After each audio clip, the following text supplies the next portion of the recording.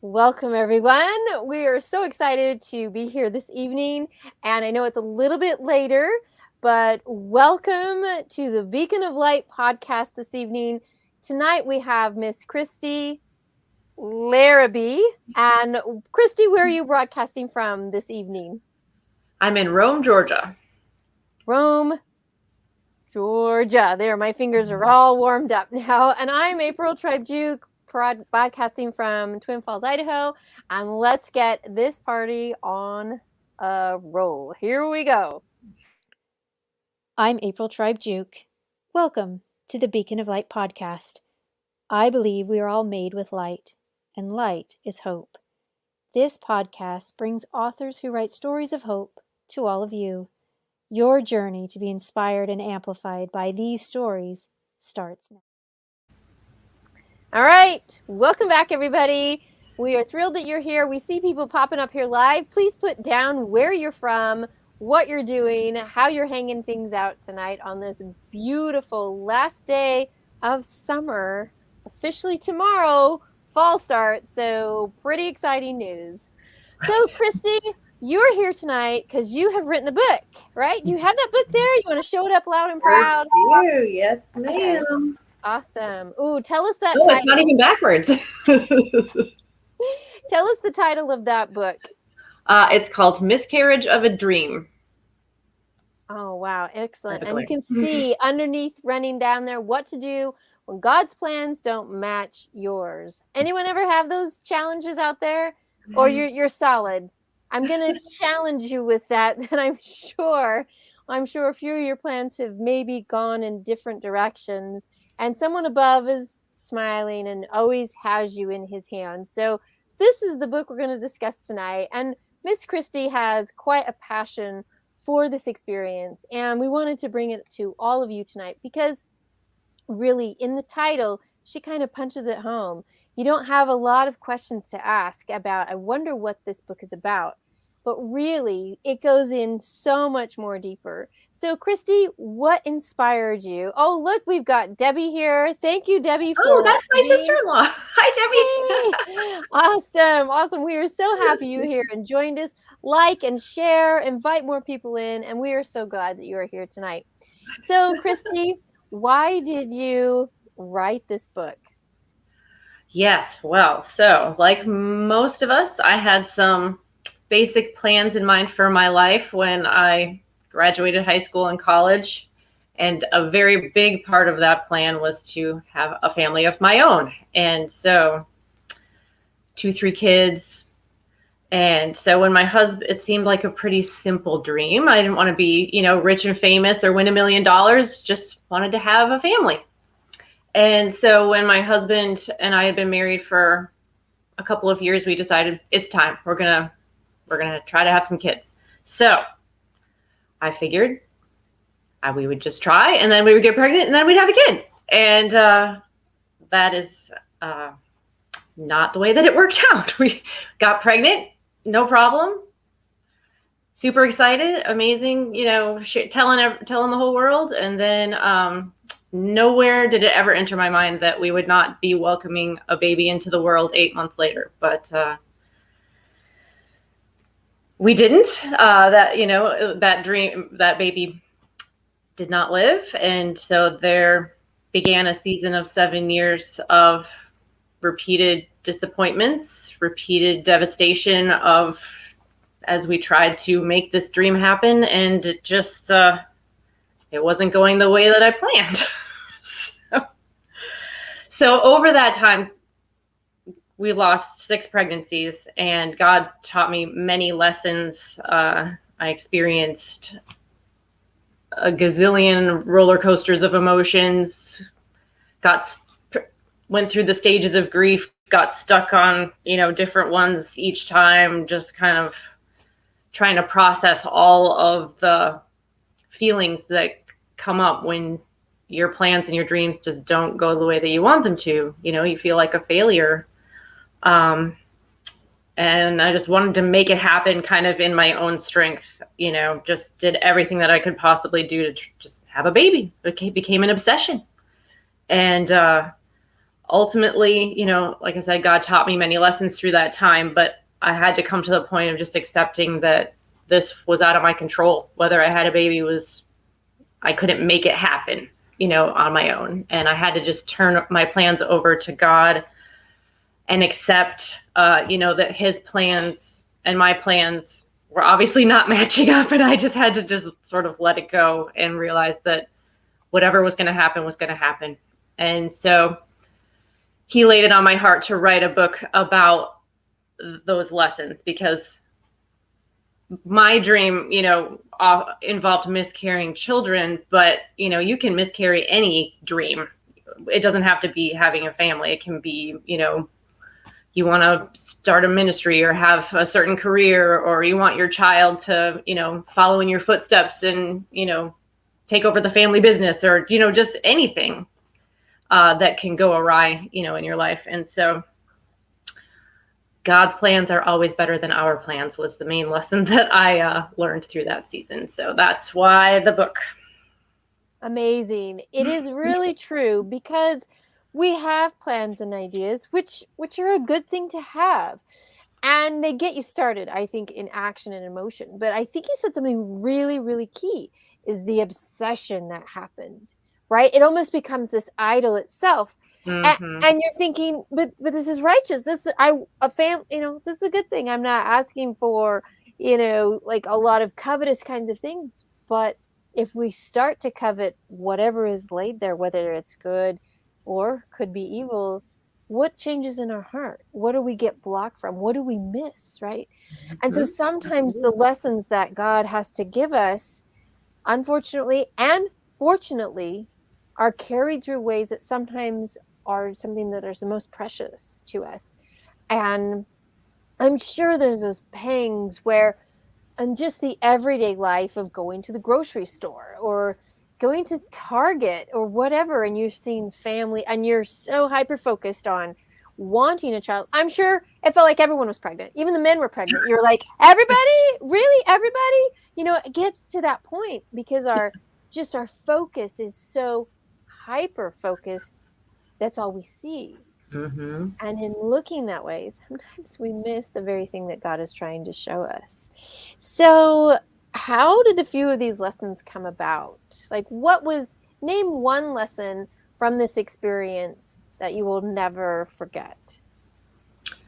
Oh my goodness, that's a great question. After we experienced our second loss, I was super angry at God, because I had prayed specifically that we wouldn't lose another pregnancy if it wasn't the right time for us to have a baby. And then we got pregnant and I lost that one. And so I was like, why, God, why didn't you listen to me and do what I wanted you to do and not, and so it was kind of ridiculous, but I was so angry for months. I just didn't speak to him anymore for a while. But through that time, he showed me it wasn't his fault that I lost that baby. Like I asked him not to let me lose another baby, but like I was being kind of immature and ridiculous. I was only like 23 at the time, so I was kind of young, but like God doesn't cause us to have these problems. It wasn't his fault I lost the baby. And so during that season of anger, like that lesson has stuck with me ever since. Whenever we have hard things that happen or we see, hard things in the world, God didn't make that happen. He uses those things to teach us and grow us and build our character, but he doesn't make them happen. So that is a really, really strong point to make, because it is easy to blame, right? And it is a first reaction. Our natural man, right, turns towards blame. Must be their fault, his fault, your fault.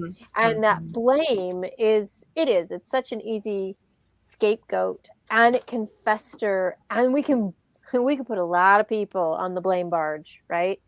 It's a big old party barge, the blame barge, and off it goes. And everyone's like, yeah, me too. Yeah. And after a while, if you notice, barges don't really move that fast. And pretty soon you kind of get tired of being on the blame barge. You have some options. Jump off, start swimming, take some action somewhere. Maybe a cool little jet ski will come popping over and you can hop on and get the heck out of there. But it's going to take some action to get away from the blame.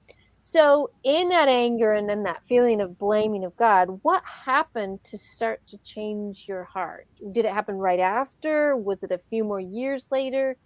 How did that change for you? It was months. I mean, I remember, going to church every week and just sort of standing there like, I'm not going to praise you. I'm just mad. Like, I'm not going to talk to you. And then really it wasn't any one aha moment.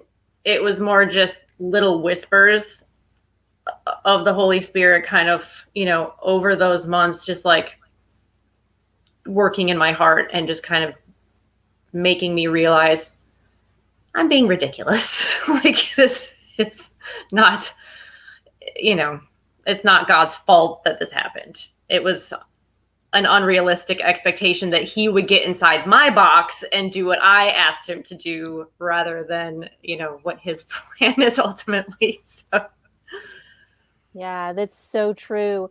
And in that little bit, I think what you're experiencing, that concept of, kind of the everyday and the little bit by little bit, it is powerful to reflect back and to see that journey. It is. So when was the time that you absolutely just let go and was like, all right, I'm out. You take it. I haven't been fighting you for so many years. Go ahead. I'm done. When did that happen? Yeah, that was a bit of an aha moment, because after the 5th pregnancy loss, it was just too much emotionally for me to handle anymore. Like, that one broke both my husband and me emotionally. It was a more drawn out process. So we were going through different tests and different times where we had a good result and times where, things were not looking good. And so we kind of got our hopes up and then they went down. And so it was like a big roller coaster. And finally, after we ultimately had the miscarriage, it was just like, we can't handle this anymore. Like, I don't even actually want to be pregnant ever again. Like this, I just can't handle it anymore. And so we both were kind of very broken, after that one. And so after that, I remember the specific day where I was just like, I'm done. Like, we'll adopt or something. Like, I just can't. I don't even want to be pregnant ever again. Yeah, it is such a moment like that. And with that, I remember reading parts of your book thinking, gosh, I wonder how things are going to go. And when you were talking about coming into writing and sharing through your writing in different aspects, it wasn't just solely about this particular story, but just expression, right? And through that expression, you started to find some things and possibly some peace and some calm. And with your family, I'm really glad that you mentioned, your husband's feeling through this, because sometimes that whole focus, obviously it's our bodies that are changing, women's bodies are taking the brunt of all of this, but still, as a team, as a husband and wife, his loss and his grief were still there. Did he ever, how did he express that to you, or how did his grief, how did it flow, and how did he heal through those moments for him? For him, he was trying to just remain a kind of strong support for me. And so over most of them, we didn't really discuss grief. And, we were not newly married, but, only married for a couple of years when the first one happened. And so we were still learning to communicate properly with each other and, be open and vulnerable and share those kind of deep feelings with each other. And so at first we didn't really talk about it that much. But after that fifth one, like when we were both so broken, that was the first time I have ever seen him just really break down and cry. And we talked more about it after that one. And then when I was writing the book, we talked about it more, and he let me kind of see that he was feeling grief, and he was not seeming like he didn't care, but it was just that he was trying to remain positive and remain strong and, kind of optimistic about the future and be a support for me. So amazing. Well, he is such a strength, and that is a beautiful part of the story, because really how blessed you were to have such a person within your life to be strong, to be a support, and yet have that moment of vulnerability where both sides can see how the loss happens, because it is family. Mm-hmm. And those are things that are not really shared today. Family, the dismissal of fatherhood, the dismissal now of even motherhood, of changing names to all of this crazy kinds of stuff. Mm-hmm. And you're thinking, no, what is the basic here?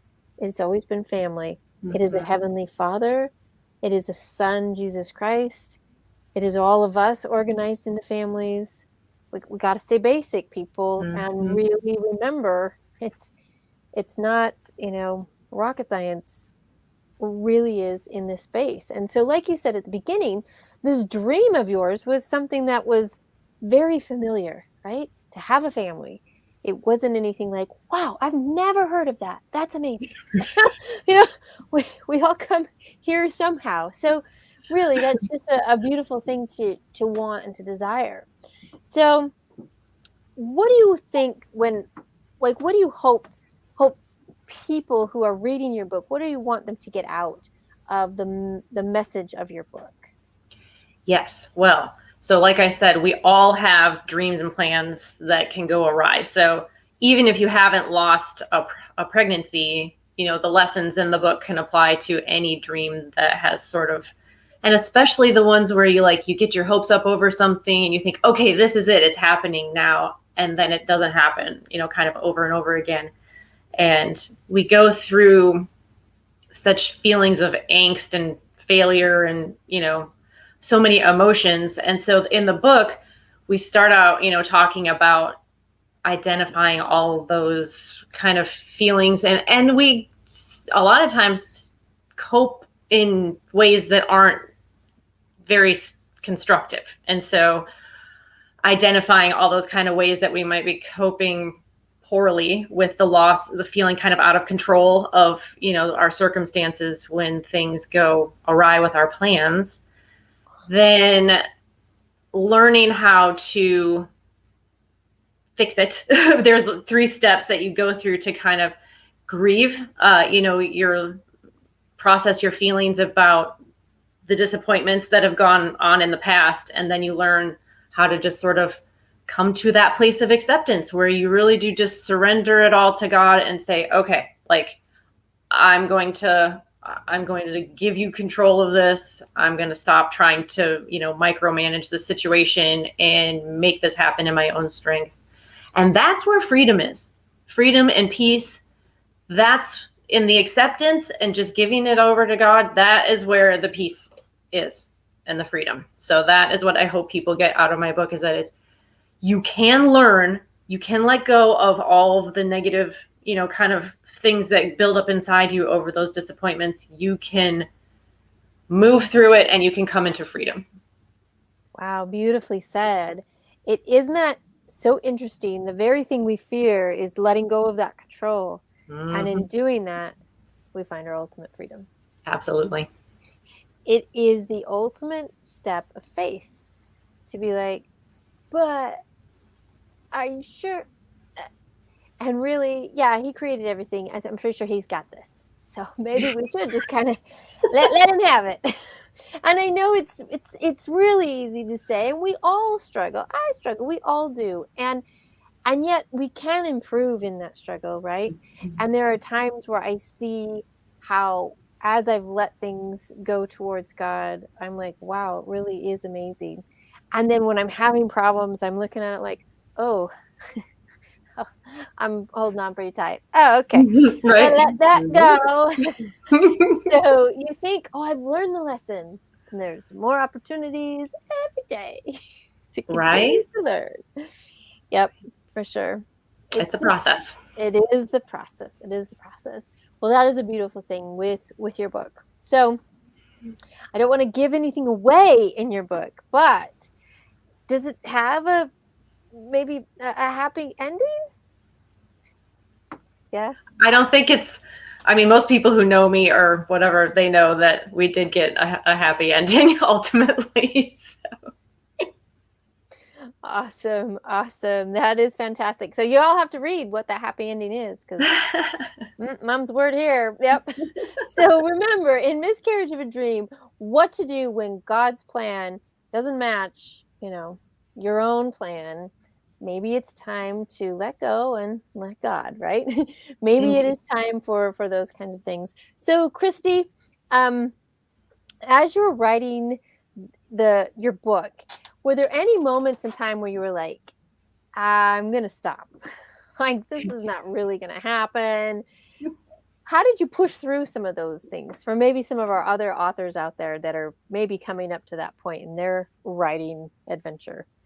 Yes, well, especially when you're writing through like painful things that you've gone through, it's almost like when you're writing it, you're reliving it again. And so, of course, it's healing to go through the writing of it, but also it's very difficult. And so it kind of happens in fits and starts, like you write some and then you're just like, okay, I need a break. I can't, it's too much. And then, so yeah, there was definitely times where I had to take a break, because it gets too heavy, and, just push through it. And then there's times, where you feel blocked and you're like, this is where I was planning to go with this. And then, God kind of takes it in another direction. And there was at the very end, when I was writing it, the last couple of chapters, I kind of, you go off on rabbit trails sometimes. And then you're just like, oh, how did I end up here? This isn't really where I meant to go. And now I need to reevaluate and maybe rewrite this chapter. And so don't get discouraged when that happens, because that's what the editing process is for. And just keep at it. That's right. Keep at it. Don't quit. Just keep going forward. And there's many of us who've also experienced those woes out there. So Kristi, now that you've written your book and it's been out there, you can get it all on Amazon.com. I had the links in the announcement tonight, and I'll drop a few more down here. What do you hope to do with this book? Well, ultimately, I hope to start spreading a hopeful message to people that, you don't have to get bogged down by your disappointments, that you've gone through in your life. I'm actually speaking, my church is having a women's conference at the end of October on the 30th. And they're calling it Revive, because we've all just been through kind of the ringer these last 18 months or so with the pandemic and everything. And a lot of plans got totally derailed by that. And so they're trying to just bring encouragement, to people. And they've invited me to speak because my message, kind of goes right along with, reviving after some periods of disappointment. So I hope to get into more speaking and even some coaching, helping people to kind of process through all their hurts and disappointments and move into that freedom that I was talking about. Excellent. That's going to be fantastic. So I hope that this was helpful for many people to be able to come and to connect with you at the church and have that women's conference to really see, is there more beyond the grief and the challenges that we have? And if she's gone through, even though might not be the exact same, I can understand and glean from that. And as I glean from it, I can really start to apply it in my own life. And that's a fantastic thing. So Kristi, with our last moments of the Beacon of Light podcast tonight, what would be your 2-minute message to share your light with the world? Well, I think my ultimate message of light is there is hope in the darkness of disappointment. and grief and pain. Because a lot of times we get ultimately sort of just bogged down by all of those dark feelings. And especially if you've gone through repeated disappointments, it can be depressing. You know, you can get to the point where you're just like, am I ever going to see an end to this, God? Like, where are you in this situation? And so just do not give up hope. God has you, even in the darkest moments. He's going to pull you through. And even if the results of your plans and dreams don't end up looking exactly the way that you thought they would, He is going to make it into something even more beautiful than you ever hoped that it would be. And don't give up hope. Everything is going to be okay. That's right. Everything will be okay with time, with perspective, with His love that never leaves us through that ultimate support. It will happen. And as you look back and reflect, you will see it. Thank you so much, Kristi, for being on our Beacon of Light podcast tonight. Thank you, Debbie, for joining us, and for all the others who will join us and join us on the replay. Please put that down, #replay, and let's get this message of Kristi's book out to the world. Thank you so much for having me. You're so welcome. Thanks, everybody. We'll see you.